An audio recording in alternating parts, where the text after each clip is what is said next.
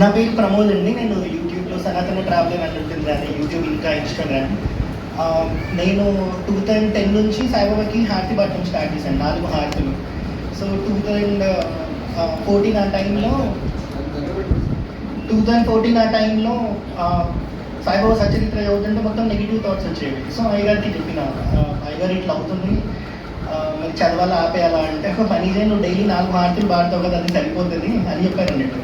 So అలా కంటిన్యూగా 15 years హారతి పాడినా సడన్గా ఈ సోషల్ మీడియాలో ముస్లిం సాయిబాబా అది ఇది అని కాంట్రవర్సీలు కావడము, ఇదంతా చూసి ఇంక సాయిబాబా దగ్గరకు ఒకటే వెళ్ళి ఇలా మొక్క ఇలా అడుగుతున్నా అంతే. నేను ఎప్పుడు మొక్కను, ఇంకా నీ అంత నువ్వే వచ్చి సమాధానం చెప్పుకోవాలి, అప్పుడు తప్ప నీకు హారతి పాడను, నీకు మొక్కను కానీ వచ్చి నించుంటా నీ ముందు అని అనుకున్నాక ఒక 15-20 daysలో రెడ్ టీవీలో పాడ్కాస్ట్ ఇచ్చాను అన్నట్టు పద్మిని గారితో.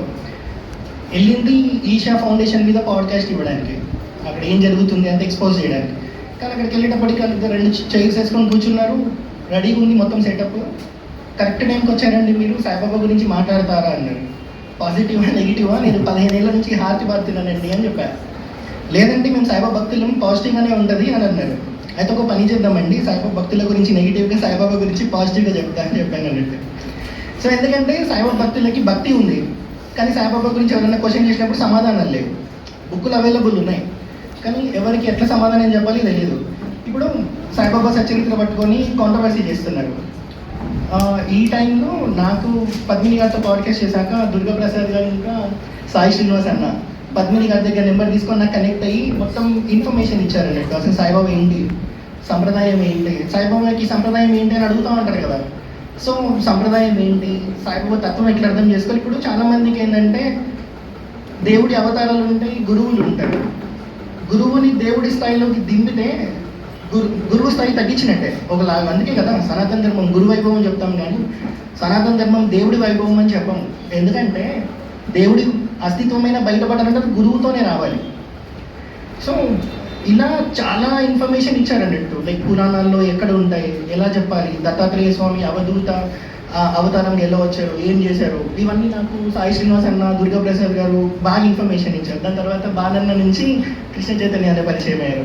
ఇలా చాలామంది సాయిబాబా భక్తులు పరిచయం అయ్యారు అన్నట్టు. వాళ్ళు వాట్సాప్లో షేర్ చేయడం అవన్నీ చూసి నేను మళ్ళీ నా సొంతంగా వీడియోస్లో చెప్పడం ఇవన్నీ జరిగినాయి. ఇప్పుడు ఏంటంటే నేను కొన్నిటికి సమాధానం చెప్తా, మీరు ఎవరైనా సాయిబాబా గురించి డౌట్లు అడిగితే అవే సమాధానం చెప్పండి. సాయిబాబా సచరిత్రలో ఉంటుంది, బూటీ వచ్చి నేను గుడి కడదాం అనుకుంటున్నా సంథింగ్ అనేది చెప్తే కృష్ణుడికి గుడి కట్టమని చెప్తారు కదా. అయితే ఇక్కడ ఏమైంది, విగ్రహ ప్రాణప్రతిష్ఠ ఆ టైంలోనే సాయిబాబా సమాధి చెందడము, సాయిబాబా ఆ కృష్ణుడి గుడి కాస్త ఇప్పుడు సాయిబాబా సమాధి మందిరం అయ్యింది. సో ఇక్కడ ఏంటంటే దీన్ని పట్టుకొని కూడా కాంట్రవర్సీ చేస్తున్నారు. అంటే అంత ప్రొపగాండా క్రియేట్ చేశాడు అప్పట్లోనే, కృష్ణుడి గుడి కాదు ఆయనకే గుడి కట్టమన్నాడని. ఇప్పుడు మనం హారతి పాడతాం, మధ్యాహ్నం హారతి పాడతాం, సాయంత్రం హారతి పాడతాం. షిరిడి మాజే పండరిపూర సాయిబాబా రామవార అంటాం. మనకు తేడా ఎక్కడుంది, ఎవరికి గుడి కడితే ఏంటి, అంతే కదా. ఇంకొకటి, ఇప్పుడు అక్కడ గుడి కడితే ప్రాణప్రతిష్ఠ ఇవన్నీ జరగాలి, కానీ ఒక యోగి సిద్ధపురుషుడి సమాధి అక్కడ ఉంది అని అంటే అతని జీవితంలో చేసిన అనుష్ఠానం ఎంత, అతని జీవితంలో పాటించిన ధర్మం ఎంత, ఆ ధర్మం వల్ల అతను పాటించిన పద్ధతికి అనుష్ఠానానికి ఎంత శక్తి ఉంటుంది. అలాంటి దేహం దహనం అయింది అనుకోండి, పవర్ ఏమి ఉండదు ఇంకా. అందుకే సమాధి. ఇప్పుడు ఆ సమాధిని మనం దర్శించుకుంటే ఆ ఆర మనకి రాక్తుంది. సో ఇది సాయిబాబా భక్తులు వాళ్ళకి చెప్పండి. ఇంకొకటి ఏంటంటే మనము గురు బ్రహ్మ, గురు విష్ణు, గురుదేవ మహేశ్వర ఇక్కడ వరకే చాలామంది చెప్తారు. దీని తర్వాత అసలు తత్వం ఉంటుంది. గురు సాక్షాత్ పరం బ్రహ్మ అన్నారు. ఇప్పుడు మహేశ్వరుడు, విష్ణుమూర్తి, బ్రహ్మ ముగ్గురు తీసుకుంటే 3 గుణాలు ఉన్నాయి.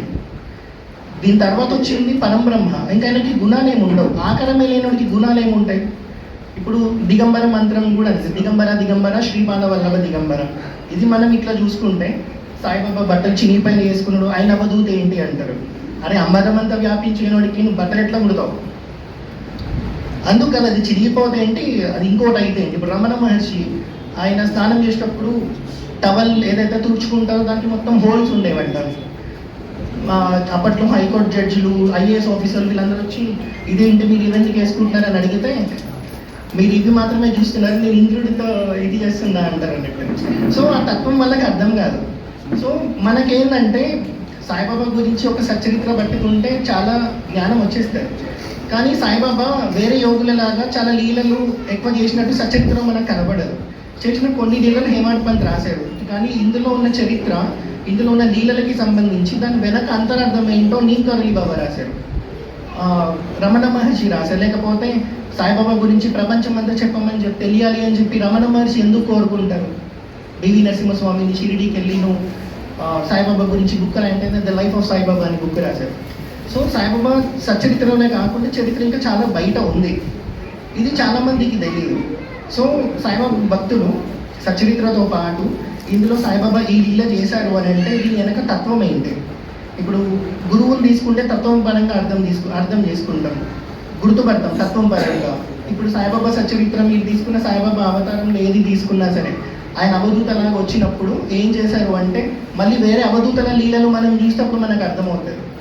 దత్తాత్రేయ స్వామి అవతారంలో ఏం చేశారు వచ్చి అవి చూస్తే మనకి అర్థమవుతుంది. అదే ఇప్పుడు దేవుణ్ణి తీసుకోవాలి అని అంటే అవతారం ఏ ప్రయోజనం కోసం వచ్చిందో చూస్తే ఆయన విష్ణుమూర్తి అవతారమా శివుడి అవతారమా తెలుస్తుంది. సో ఇది కూడా చాలామందికి తెలియదు. ఇంకొకటి ఏంటంటే ఇప్పుడు కంచి కామకోటి పీఠం ఉంది, ఎంత గొప్ప పీఠం అది, 2550 సంవత్సరాల చరిత్ర ఉంది. కంచి కామకోటి పీఠం కింద సాయిబాబా మందిరం వైజాగ్లో ఉంది, ఇది చాలామందికి తెలియదు.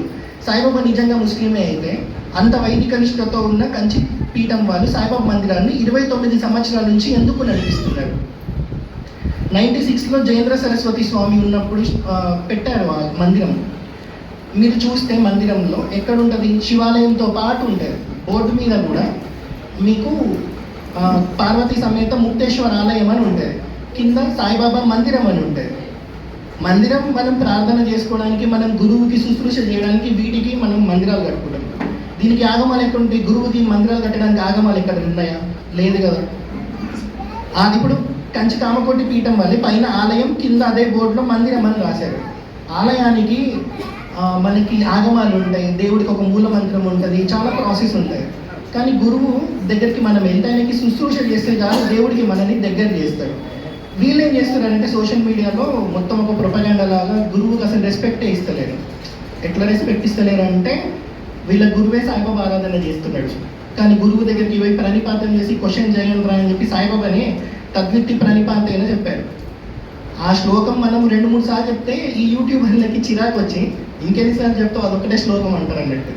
అంటే భగవద్గీత శ్లోకం కూడా వీళ్ళకి 2-3 సార్లు చెప్తే వీళ్ళ ఈగోని యాక్సెప్ట్ చేసి వీళ్ళ ఈగోకి వీళ్ళు సాటిస్ఫై చేసుకోవడానికి దీన్ని ఇగ్నోర్ చేస్తున్నారు అన్నట్టు. సో సనాతన ధర్మం గురువైభవం కాబట్టి గురువుని మనం ఎలా అర్థం చేసుకోవాలి, దేవుణ్ణి ఎలా అర్థం చేసుకోవాలి, దేవుడికి దగ్గర అవ్వాలంటే ఇప్పుడు అందరికీ మంత్రోపదేశాలు ఉండవు, ఉపనయన సంస్కారం ఉండదు. ఇంకొకటి దేవుడికి మనం వశపరచుకోవాలంటే 2, ఒకటి మంత్రం, ఇంకొకటి భక్తి. కన్నపకు ఉండేంత భక్తి జనాలకు ఉందా? లేదు. ఇప్పుడు మంత్రోపదేశం అందరికీ ఉంటుందా? ఉండదు. ఎవడో ఒకడు గూగుల్లో నుంచి ఏదో ఒక మంత్రం మనకి ఇచ్చేసరికి మంత్రోపదేశం అవ్వదు. మనం ఏంటి, మన స్థాయి ఏంటి, మనకి ఏ మంత్రం ఇవ్వాలి గురువు డిసైడ్ చేస్తాడు. సో ఇది కూడా జనాలకు తెలియకుండా గురువుని ఇగ్నోర్ చేసి డైరెక్ట్ దేవుని పట్టుకుందాం అనుకుంటాడు, బ్యాక్ క్లాష్ వస్తుంది. అది కాకుండా గురువు పాదాలు, ఇప్పుడు సాయిబాబా ఇక్కడ ఉన్నారు, సాయిబాబా మందిరానికి వెళ్ళి జస్ట్ పాదాలు నొక్కండి, నువ్వు ఇక్కడే ఉన్నావు అనుకోని. ఎన్ని లీలలు అంటే నాకు ఇంకా చిరాకు వచ్చింది. 4 months అవుతుంది, అంటే ఒక రకమైన టార్చర్ అనుభవించాను సోషల్ మీడియాలో. ఈ టైంలో మొన్న షిరిడీకి వెళ్ళిన సాయి శ్రీనివాస్ అన్న కూడా వచ్చాడు. వస్తే నాకు అక్కడికి పోతేనేమో 10,000 ఖర్చు అయింది పోయినప్పుడల్లా, ఏం రిజల్ట్ వస్తలేదు. ఆ అన్న అనిపించారు షిరిడీలో, చావడి ముందు నిలిచినారు. చావడికి రా అంటే రానన్న నేను ఆ గద్దె మీద కూర్చున్నాడు కదా, ఆయన ఎప్పుడైనా పిలుచుకున్నప్పుడు వస్తా, లేకపోతే నాకు శివుడు ఉన్నాడు, రాముడు ఉన్నాడు, నేను ఎందుకు సాయిబాబాను పట్టుకోవాలి, నేనేమన్నా నా సొంత ప్రయోజనాల కోసం చేస్తున్నాను ఇవన్నీ. కూర్చున్నాడు కదా, కూర్చున్నా నేను ఏదైనా చేయమని చెప్పండి, అప్పుడు నేను చావడిలోకి వస్తాను అని చెప్పాను. దాని తర్వాత అన్నీ ఏమంటారంటే నవ్వారు, అవుతాయిలేదు నవ్వారు. దాని తర్వాత ఒక షాప్కి వెళ్ళారు పక్కన. సాయిబాబా టైంలోనే వాళ్ళ నాన్నమ్మ వాళ్ళు ఉండే, వాళ్ళ వంశం ఈ మామిడికాయల కట్ట తెలిసినారు, ఆ ఫ్యామిలీని కలిసామన్నట్టు అనుకోకుండా. ఆయన షాప్కి వెళ్ళగానే ఆయన ఎందుకు ఇచ్చారో తెలియదు, నాకు అన్నకి పాదాలు ఇచ్చారు సాయిబాబావి. నేను తీసుకున్నా, ఎందుకు నేను అసలు రానేరానంలో నేను అనుకోకుండా తీసేసుకున్నా. ఇంకొక అన్న కనిపించారు, తాతయ్య పోతే పల్లెలలో 4th generation. నేను ఎప్పుడు సాయిరామ్ చెప్పను, హర హర మహాదేవ చెప్తా. ఆయన కనిపించగానే నా నోట్లో సాయిరామ్ వచ్చేసింది ఫస్ట్ టైం. అన్నప్పుడే విన్నారు సాయిరామ్ అనే కాదు. సో ఇది జరిగింది. దీని తర్వాత ఆ పాదాలు ఎవరైతే ఇచ్చారో అతను రండి నేను ద్వారకమైనకి మీకు దర్శనం తీసుకెళ్తా అని ఊరు వాళ్ళకి సపరేట్ వే ఉంటుంది. దాంట్లో నుంచి తీసుకెళ్ళి నేను గుడిలో ఎట్లా అంటే పుణ్యక్షేత్రంకి వెళ్ళామా లేదా నేను చూస్తా తప్ప దర్శనం అయిందా లేదా నేను దర్శనం కోసం పోను. పుణ్యక్షేత్రంలో దేవుడు అన్ని చోట్ల తిరిగినప్పుడు నాకు దర్శనంతో పని ఏముంది, నాకు కాలు పెట్టాలా లేదా నేను చూసుకుంటా. అదే టైంలో ద్వారకామాయికి వెళ్ళాను. దాని తర్వాత ఈ పాదాలు పట్టుకొని అన్నకి ఇచ్చా. అన్న నాకు ఆయన పాదాలు ఇచ్చారు, ఇది కూడా తీసుకొని సమాధి మందిర్లోకి వెళ్ళండి అని చెప్పి. అన్న ఏమన్నారంటే నువ్వు కూడా రావచ్చు కదా అంటే నేను రానన్నా, ద్వారకామాయిలో వెళ్ళైతే ఫ్రీగా దర్శనం చేయించారు డైరెక్ట్గా.